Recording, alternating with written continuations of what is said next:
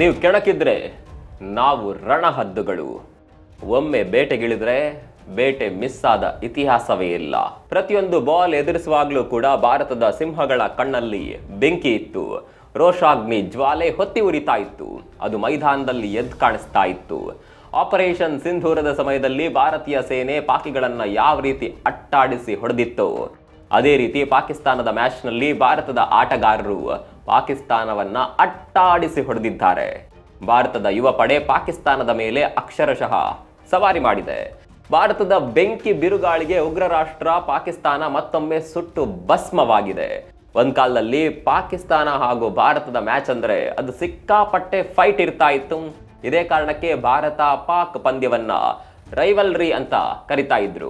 ಈಗ ಈ ರೈವಲ್ರಿ ಅನ್ನುವ ಪದಕ್ಕೆ ಅರ್ಥವೇ ಇಲ್ಲ ಅನ್ನುವ ತರ ಆಗಿದೆ. ಪಾಕಿಸ್ತಾನ ಭಾರತ ತಂಡದಿದ್ರು ಸರಿ ಸಮಾನವಾದ ತಂಡವೇ ಅಲ್ಲ. ಪ್ರತಿ ಮ್ಯಾಚ್ ಕೂಡ ಒನ್ ಸೈಡೆಡ್ ಮ್ಯಾಚ್ ಆಗ್ತಾ ಇದೆ. ಅದರಲ್ಲೂ ಏಷ್ಯಾ ಕಪ್ನ ಸೂಪರ್ 4 ನಲ್ಲಿ ನಡೆದ ಮ್ಯಾಚ್ ಅಂತೂ ಪಾಕಿಸ್ತಾನದ ಮಾನ ಮರ್ಯಾದೆಯನ್ನ ಹರಾಜು ಹಾಕಿದೆ. ಮೊದಲ ಮ್ಯಾಚ್ ನಲ್ಲಿ ಸೋತಾಗ ಹ್ಯಾಂಡ್ ಶೇಕ್ ಕೊಡ್ಲಿಲ್ಲ ಅಂತ ಬೊಬ್ಬೆ ಹಾಕ್ತಾ ಇದ್ದ ಪಾಕಿಸ್ತಾನ ಎರಡನೇ ಮ್ಯಾಚ್ ನಲ್ಲಿ ಮಾಡಿದ ಗಾಂಚಾಲಿ ಬುದ್ಧಿಗಳು ಒಂದೆರಡಲ್ಲ. ಬಾಲ್ ಹಾಕಿದಕ್ಕಿಂತ ವೇಗದಲ್ಲಿ ರನ್ ಕೊಡುವ ಹ್ಯಾರಿಸ್ ರೌಫ್ ಮೈದಾನದಲ್ಲಿ ಫೈಟರ್ ಜೆಟ್ ಓಡಿಸಿದ್ದೇನು, ಆಪರೇಷನ್ ಸಿಂಧೂರದಲ್ಲಿ ಮಣ್ಣು ಮುಕ್ಕಿದ್ರು ನಾನೇ ಗೆದ್ದಿದ್ದು ಅಂತ ಪ್ರೇಕ್ಷಕರಿಗೆ ತೋರಿಸಿದ್ದೇನು, ಎಲ್ಲ ಅಹಂಕಾರವನ್ನ ಭಾರತದ ಆಟಗಾರರು ಕೆಲವು ಗಂಟೆಗಳಲ್ಲಿ ಇಳಿಸಿಬಿಟ್ಟಿದ್ರು.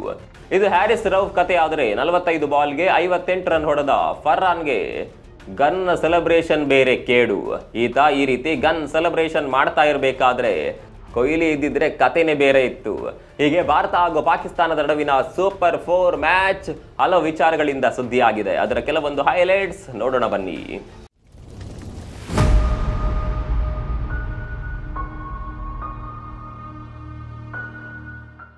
ಭಾರತ ಹಾಗೂ ಪಾಕಿಸ್ತಾನ ನಡುವಿನ ಮ್ಯಾಚ್ ಅನ್ನ ರೈವಲ್ರಿ ಅಂತ ಕರಿಬೇಡಿ. ಈ ರೈವಲ್ರಿ ಅನ್ನುವ ಪದಕ್ಕೆ ಅರ್ಥವೇ ಇಲ್ಲದಂತಾಗುತ್ತೆ. ಇದು ಮ್ಯಾಚ್ ಮುಗಿದ ಬಳಿಕ ಭಾರತ ತಂಡದ ನಾಯಕ ಸೂರ್ಯಕುಮಾರ್ ಯಾದವ್ ಹೇಳಿದ ಮಾತುಗಳು. ಈ ಮಾತಿನಲ್ಲಿ ತುಂಬಾನೇ ತೂಕ ಇದೆ. ರೈವಲ್ರಿ ಅಂದ್ರೆ ಎರಡು ಸಮಾನ ಶಕ್ತಿ ಇರುವ ತಂಡಗಳ ನಡುವಿನ ಹೋರಾಟ. ಆ ಪಂದ್ಯದಲ್ಲಿ ರೋಚಕತೆ ಇರುತ್ತೆ, ಯಾರು ಗೆಲ್ತಾರೆ ಅನ್ನುವ ಕುತೂಹಲ ಇರುತ್ತೆ. ಇಬ್ಬರು ಜಟ್ಟಿಗಳು, ಒಮ್ಮೆ ಒಬ್ಬರು ಗೆದ್ರೆ ಇನ್ನೊಮ್ಮೆ ಮತ್ತೊಬ್ಬರು ಗೆಲ್ತಾರೆ. ಎರಡು ಸಮಶಕ್ತಿಗಳ ಹೋರಾಟಕ್ಕೆ ರೈವಲ್ರಿ ಅನ್ನುವ ಪದವನ್ನ ಬಳಕೆ ಮಾಡ್ತಾರೆ. ನೀವೇ ಹೇಳಿ, ಈಗಿನ ಪಾಕಿಸ್ತಾನ ತಂಡಕ್ಕೆ ಭಾರತ ತಂಡ ಸರಿ ಸಮಾನವಾದ ತಂಡವಾ? ಭಾರತ ತಂಡಕ್ಕೆ ಅಟ್ಲೀಸ್ಟ್ ಫೈಟ್ ಕೊಡೋದಕ್ಕೆ ಆದ್ರೂ ಇವರಿಂದ ಆಗುತ್ತಾ? ಇವರಿಂದ ಆಗೋದು ಕೇವಲ ಗಾಂಚಾಲಿ ಬುದ್ಧಿ ತೋರಿಸೋದಕ್ಕೆ ಮಾತ್ರ. ಅದನ್ನ ಕೂಡ ಸರಿಯಾಗಿ ಮಾಡೋದಿಲ್ಲ. ಇದೇ ಕಾರಣಕ್ಕೆ ಸೂರ್ಯಕುಮಾರ್ ಯಾದವ್ ಇಂಥದ್ದೊಂದು ಮಾತು ಹೇಳಿರೋದು. ಮ್ಯಾಚ್ ಮುಗ್ದ ನಂತರ ಮಾತನಾಡಿದ ಭಾರತ ತಂಡದ ನಾಯಕ, ಪಾಕಿಸ್ತಾನ ನಮ್ಗೆ ಎದುರಾಳಿಯೇ ಅಲ್ಲ ಅಂತ ಹೇಳಿಬಿಟ್ಟಿದ್ದಾರೆ. ರೈವಲ್ರಿ ಅಂದರೆ ಒಂದು 15 ಮ್ಯಾಚ್ ನಲ್ಲಿ 7 ಮ್ಯಾಚ್ ನಲ್ಲಿ ಅವ್ರು ಗೆದ್ದು ಉಳಿದ ಮ್ಯಾಚ್ ಅನ್ನ ನಾವು ಗೆದ್ರೆ ಅದೊಂದು ರೈವಲ್ರಿ. ಅದು ಬಿಟ್ಟು 10-15 ಮ್ಯಾಚ್ ನಲ್ಲಿ ಅವರು ಒಂದು ಗೆದ್ದು ಉಳಿದೆಲ್ಲ ಮ್ಯಾಚ್ ಅನ್ನ ನಾವೇ ಗೆದ್ರೆ ಅದು ರೈವಲ್ರಿ ಹೇಗಾಗುತ್ತೆ ಅಂತ ಸೂರ್ಯಕುಮಾರ್ ಯಾದವ್ ಪ್ರಶ್ನೆ ಮಾಡಿದ್ದಾರೆ. ಎಂತಹ ಮಾತು ನೋಡಿ. ಮೈದಾನದಲ್ಲಿ ಹುಚ್ಚು ಹಿಡಿದಂತೆ ವರ್ತನೆ ಮಾಡುವ ಪಾಕಿಸ್ತಾನದಿಂದ ಭಾರತದ ವಿರುದ್ಧ ಕಳೆದ 12 ಮ್ಯಾಚ್ ನಲ್ಲಿ ಒಂದೇ ಒಂದು ಗೆಲ್ಲೋದಕ್ಕೆ ಸಾಧ್ಯವಾಗಿಲ್ಲ. ಹೀಗಿರುವಾಗ ಇನ್ನು ಮುಂದೆ ನಾವು ಕೂಡ ಪಾಕಿಸ್ತಾನವನ್ನ ಬದ್ಧ ಎದುರಾಳಿ ಅಂತ ಕರೆಯೋದನ್ನ ಬಿಟ್ಟು ಬಿಡಬೇಕು. ಎದುರಾಳಿ ಪದಕ್ಕೆ ಅದರದ್ದೇ ಆದ ಅರ್ಥ ಇದೆ. ಬೇಕಿದ್ರೆ ಅಫ್ಘಾನಿಸ್ತಾನವನ್ನಾದರೂ ಎದುರಾಳಿ ಅಂತ ಕರಿಬಹುದು. ಅವರಾದರೂ ಅಟ್ಲೀಸ್ಟ್ ಫೈಟ್ ಆದ್ರೂ ಕೊಡ್ತಾರೆ. ಇವರಿಂದ ಅದು ಕೂಡ ಆಗೋದಿಲ್ಲ. ನಿಮ್ಗೆಲ್ಲ ಗೊತ್ತಿರುವ ಹಾಗೆ ಭಾರತ ಪಾಕಿಸ್ತಾನದ ವಿರುದ್ಧ ಸತತವಾಗಿ 2ನೇ ಜಯ ದಾಖಲಿಸಿದೆ. ಮೊದಲು ಬ್ಯಾಟಿಂಗ್ ಮಾಡಿದ ಪಾಕಿಸ್ತಾನ ಭಾರತದ ಎದುರು ದೊಡ್ಡ ರನ್ ಗಳಿಸುವ ಸೂಚನೆ ನೀಡಿತ್ತು. 10 ಓವರ್ ಆಗುವಷ್ಟರಲ್ಲೇ 100 ರನ್ ಹತ್ರಕ್ಕೆ ಬಂದಿತ್ತು. ವಿಕೆಟ್ ಕೂಡ ಬಿದ್ದಿರಲಿಲ್ಲ. ಮತ್ತೊಂದು ಕಡೆಯಲ್ಲಿ ನಮ್ಮ ಬ್ರಹ್ಮಾಸ್ತ್ರ ಬೂಮ್ರಾ ಕೂಡ ದುಬಾರಿ ಆಗಿದ್ರು. ಹೀಗೆ 10 ಓವರ್ ಆಗ್ತಾ ಇದ್ದಂತೆ ಪಾಕಿಸ್ತಾನದ ಆಟಗಾರರಲ್ಲಿ ಅಹಂಕಾರ ಇದ್ದಕ್ಕಿದ್ದ ಹಾಗೆ ಏರಿಕೆ ಆಗ್ಬಿಟ್ಟಿತ್ತು. ಇವತ್ತು ಖಂಡಿತ ನಾವೇ ಗೆಲ್ತೀವಿ ಅನ್ನುವ ಅಹಂಕಾರ ಅದು. ಆದರೆ ಮುಂದೆ ಭಾರತದ ಬೌಲರ್ಗಳು ಕಮ್ ಬ್ಯಾಕ್ ಮಾಡ್ತಾರೆ. ಬೌಂಡರಿ ಸಿಕ್ಸರ್ ಸಿಡಿಸ್ತಾ ಇದ್ದ ಪಾಕಿಗಳನ್ನ ಕಟ್ಟಿ ಹಾಕುವಲ್ಲಿ ಯಶಸ್ವಿ ಆಗ್ತಾರೆ. ಕೊನೆಗೆ ನಿರೀಕ್ಷೆಯಷ್ಟು ಟಾರ್ಗೆಟ್ ನೀಡುವಲ್ಲಿ ಪಾಕಿಸ್ತಾನ ವಿಫಲವಾಗುತ್ತೆ.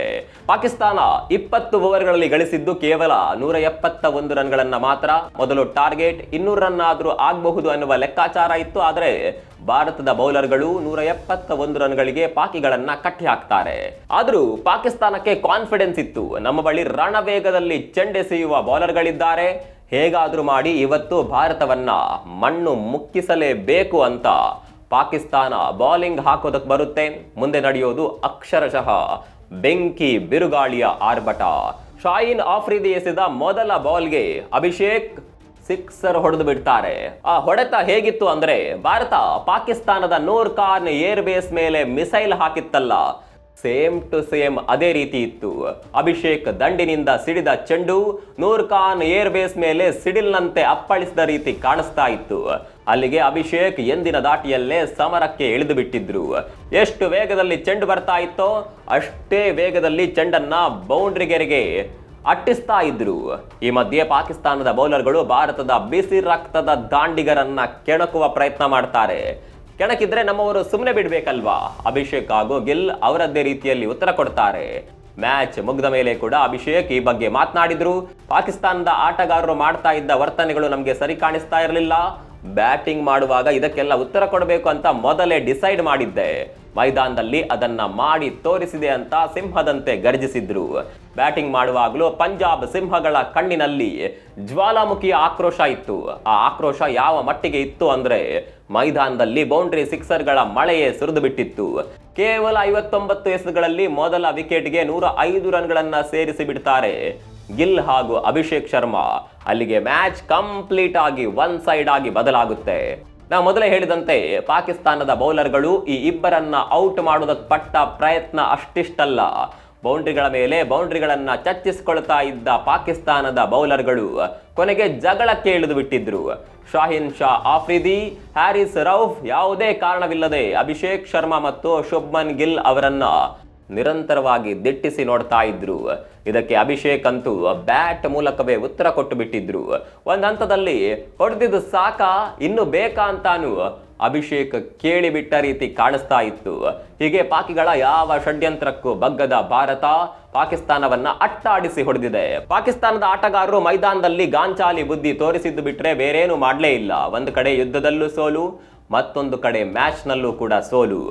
ಒಂದು ವೇಳೆ ಈ ಮ್ಯಾಚ್ ಏನಾದ್ರೂ ಲೈವ್ ಇಲ್ಲದೆ ಇರ್ತಾ ಇದ್ರೆ ಇದರಲ್ಲೂ ನಾವೇ ಗೆದ್ದಿದ್ದೀವಿ ಅಂತ ಪಾಕಿಸ್ತಾನ ಬೊಗಳೆ ಬಿಡ್ತಾ ಇತ್ತೋ ಏನೋ.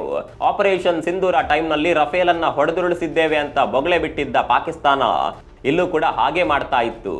ಏನೋ ಪುಣ್ಯ, ಮ್ಯಾಚ್ ಲೈವ್ ಇರೋದ್ರಿಂದ ಪಾಕಿಸ್ತಾನದ ಸುಳ್ಳಿನ ಆಟ ಇಲ್ಲಿ ನಡೆಯೋದಿಲ್ಲ. ಇನ್ನು ಅರ್ಧ ಶತಕ ಬಾರಿಸಿದಾಗ ಪಾಕಿಸ್ತಾನದ ಆಟಗಾರ ಮಾಡಿದ ಆ ಗನ್ ಸೆಲೆಬ್ರೇಷನ್ ಅನ್ನ ನೀವು ನೋಡಿರಬಹುದು.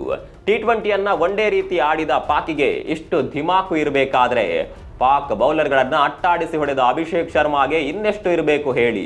ಅದೇನೇ ಇರಲಿ, ಭಾರತ ಪಾಕಿಸ್ತಾನಕ್ಕೆ ಸರಿಯಾಗಿಯೇ ಬುದ್ಧಿ ಕಲಿಸಿದೆ. ಈ ಮ್ಯಾಚ್ ನಲ್ಲಿ ಕೂಡ ಭಾರತದ ಆಟಗಾರರು ಹ್ಯಾಂಡ್ ಶೇಕ್ ಮಾಡಿಲ್ಲ. ಒಂದು ಕಡೆ ಸೋಲು, ಮತ್ತೊಂದು ಕಡೆ ಮರ್ಯಾದೆ ಇಲ್ಲ. ಪಾಕಿಸ್ತಾನಕ್ಕೆ ಹೇಗಾಗಬೇಡ ಹೇಳಿ ಭಿಕ್ಷೆ ಬೇಡಿ ಬದುಕುತ್ತಿರುವ ಪಾಕಿಸ್ತಾನ ಜಗತ್ತಿನ ಮುಂದೆ ಆಟದ ವಿಚಾರದಲ್ಲೂ ಕೂಡ ತಲೆ ತಗ್ಗಿಸಿ ನಿಲ್ಲುವ ಪರಿಸ್ಥಿತಿ ಬಂದಿದೆ. ಮಾಡಿದ್ದುಣ್ಣೋ ಮಾರಾಯ ಅಲ್ವಾ? ಭಾರತದ ಈ ಗೆಲುವಿನ ಬಗ್ಗೆ ನಿಮ್ಗೇನನ್ಸುತ್ತೆ? ಕಾಮೆಂಟ್ ಮಾಡಿ.